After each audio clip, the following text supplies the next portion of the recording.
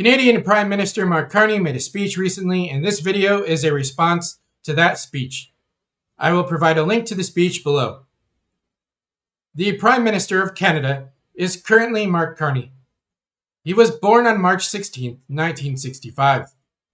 He is currently 60 years of age.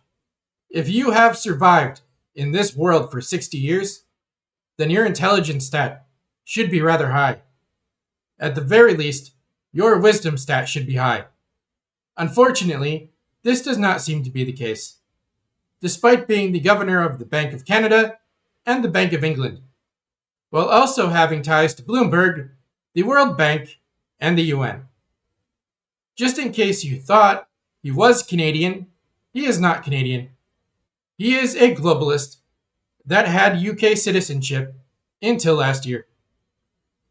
He did what all anti-American rich people do. He went to college in the US like a good hypocrite. He is not original or unique. He is boring. At least take a different path than all the other rich anti-American people. Is this too much to ask? Because it feels like there is a warehouse in Massachusetts somewhere that stores, clones, and holds these people until they are ready to be shipped to their destination. Allegedly, he is also a blue boy. But he removed Canada's federal consumer carbon tax, which is a bit perplexing. This doesn't seem like something a blue boy would do. This is something a red boy like me would do. What's even more perplexing is that he was allowed to speak at the World Economic Forum, despite removing Canada's federal consumer carbon tax, which is weird when I have been told for the past 13 years that being anti-carbon tax was a big no-no. Probably a bigger no-no than touching the no-no box without permission. Alright, enough about this guy's Wikipedia page. It's time to dig into his speech, shall we? Mark starts his speech attacking the US and arguing that the US government no longer has any constraints in geopolitics. I find this hilarious because we haven't had any constraints since the end of the Cold War. America has been generous for the past 30 years. We have let the rest of the world walk all over us. But all good things must come to an end at some point, and it seems like we have arrived at the point in our historical timeline where most of the world starts getting a dose of reality. He continues to argue that Canada and the intermediate powers are not powerless. They can create a new union with shared values. Values such as human rights and sustainable development. This is how you know that Mark isn't Canadian, because anybody that has a basic understanding of Canadian history knows that the Canadian government has never cared about human rights even once in its entire existence. And sustainable development? You literally removed the federal consumer carbon tax. Don't you need the carbon tax for sustainable development? Because that's what I have been told for my entire college career. Do you think everybody listening to your speech is ignorant or something? Are you that stupid? So far, this speech has been interesting, but Mark decides to pull out the big guns.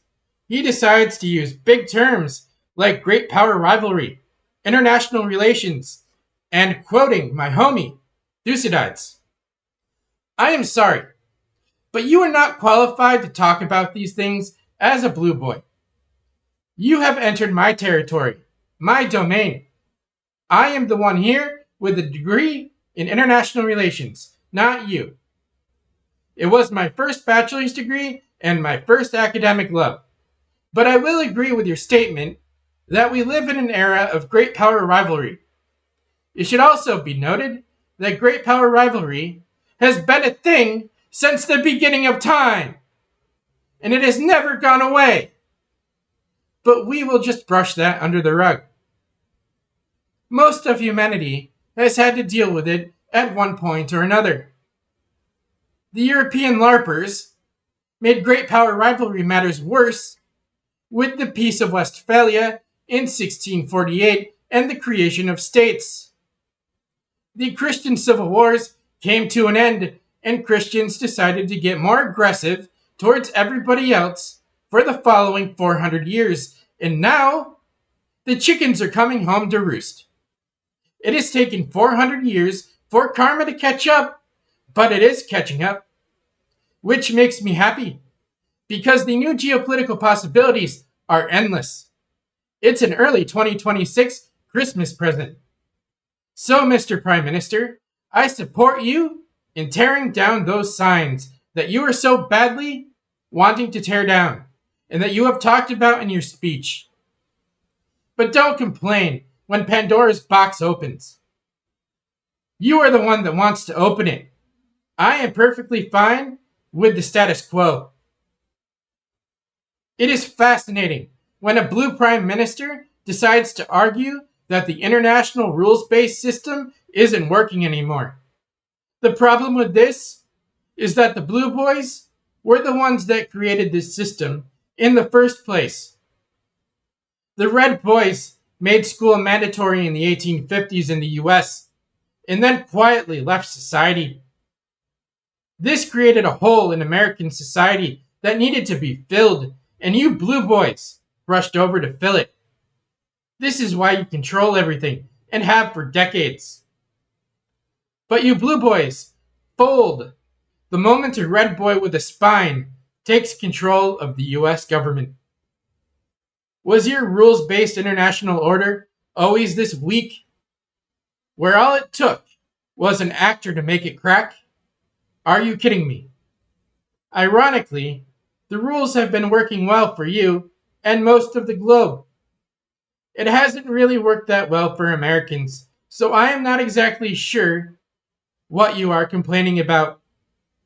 I have family members that lost jobs due to NAFTA. Although I do appreciate you taking responsibility for the failure of your international rules-based system. It is not very often that a blue boy will take accountability for anything. This is what I would like to say. But it turns out that you are telling the rest of the world to tear down the international rules-based system that has worked up until the current administration. You are complicit in breaking the system that you created and complaining about it in front of millions of people. Are you secretly an anarchist? I'm asking for a friend. Regarding Mark's statement on states turning into fortresses, most states cannot be turned into fortresses. You represent Canada. Canada is a middle power.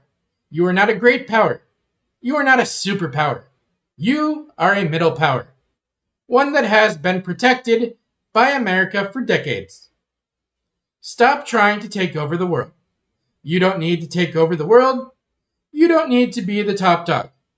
You just need to make Canada a better place and let America be your knight in shining armor. This is so simple to understand that even a caveman can understand it. You do not need to be anti-American on every single issue. Embrace the Tao, man. Embrace the Tao. I also love it when a world leader brings up political risk insurance in a global speech. My YouTube channel might not be niche in the future. I am winning right now, not you. I am all for Canada bettering itself and doing its own thing. I don't have a problem with this one bit. But I would like to ask a question. What shared values do Canadians have with China and Qatar? I am genuinely curious about this because it seems like their values are the opposite of what your values should be. Depending on the answer to this question, then I might stay away from investing in Canada. You are also doing nothing to solve global issues. In fact, embracing Qatar means that you are making global issues worse, but also publicly stating that you are going to embrace the TPP and the EU? Does this mean that you will be throwing cosplayers and people that say things you don't like in jail? Because I can't get behind this as a pagan or an American. I won't even consider Canada to be Western at this point. I hope you don't end up going this route, or doing something so stupid that Washington, D.C. might consider you a problem that needs to be dealt with. I hope you don't go this route, because I do not want to end up at war with Canada. I can't even take the rest of this speech seriously. I tried, but you lost me at Canada being the most educated country on the planet. Obviously, that is a fake statistic. A state that has the most educated people would likely be an Asian state, probably China, just because it has so many people. In conclusion, Mark Carney should focus on making Canada an affordable place to live, a place where Canadians can earn a decent living, buy a house, find a good job, and not have to worry about a high crime rate.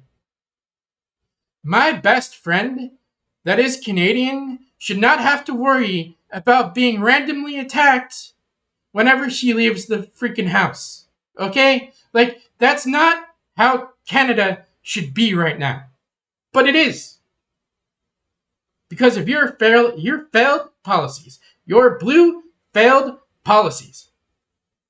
Instead of focusing on Uncle Sam and things that don't help the average Canadian in any way, shape, or form, the average Canadian should come first under your leadership and not your wallet. Man up and represent the people that you are supposed to represent as a government official, not an economist. Thanks for listening, and have a fantastic day or night.